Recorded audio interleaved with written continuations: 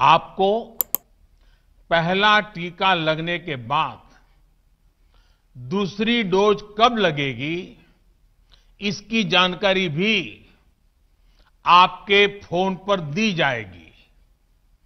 और मैं सभी देशवासियों को ये बात फिर याद दिलाना चाहता हूं कि कोरोना वैक्सीन की 2 डोज लगनी बहुत जरूरी है।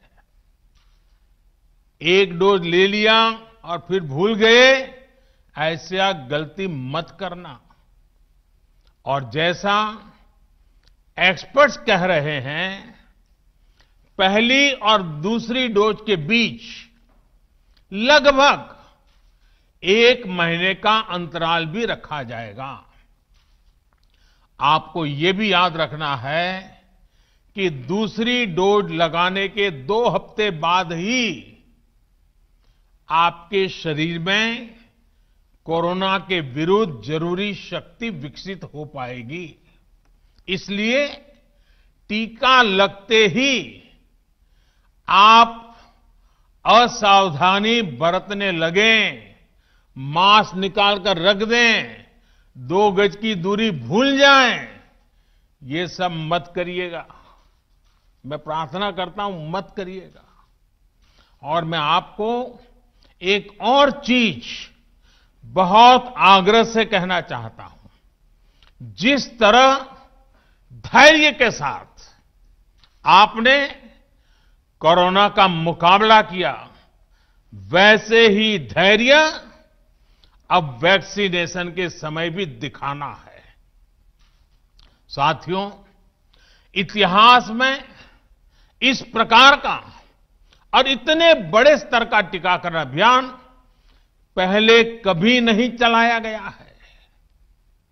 ये अभियान कितना बड़ा है, इसका अंदाज आप सिर्फ पहले चरण से ही लगा सकते हैं।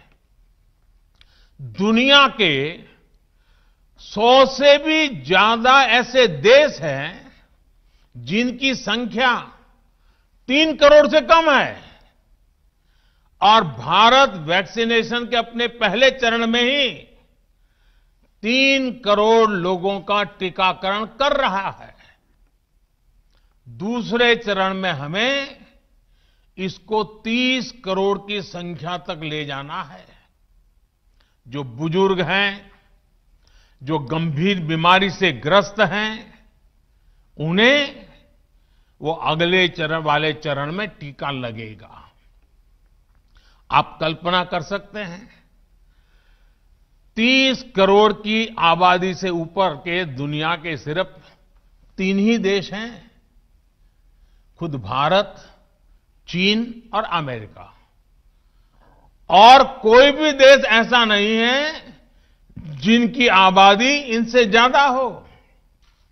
इसलिए भारत का टीकाकरण अभियान इतना बड़ा है, और इसलिए ये अभियान भारत के सामर्थ्य को दिखाता है। और मैं देशवासियों को एक और बात कहना चाहता हूं। हमारे वैज्ञानिक, हमारे एक्सपर्ट्स जब दोनों मेड इन इंडिया वैक्सीन की सुरक्षा और प्रभाव को लेकर आश्वस्त हुए, तभी उन्होंने इसके इमरजेंसी उपयोग की अनुमति दी है। इसलिए देशवासियों को किसी भी तरह के प्रोपेगेंडा, अफवाहें, दुष्प्रचार से बचकर रहना है। साथियों, भारत के वैक्सीन वैज्ञानिक, हमारा मेडिकल सिस्टम भारत की प्रक्रिया की पूरे विश्व में बहुत विश्वसनीयता है और पहले से है। हमने ये विश्वास अपने ट्रैक रिकॉर्ड से हासिल किया है। मेरे प्यारे देशवासियों, हर हिंदुस्तानी इस बात का गर्व करेगा कि दुनिया भर के करीब 60% बच्चों को जो जीवन रक्षक टीके लगते हैं वो भारत में ही बनते हैं। भारत की सख्त वैज्ञानिक प्रक्रियाओं से ही होकर के गुजरते हैं।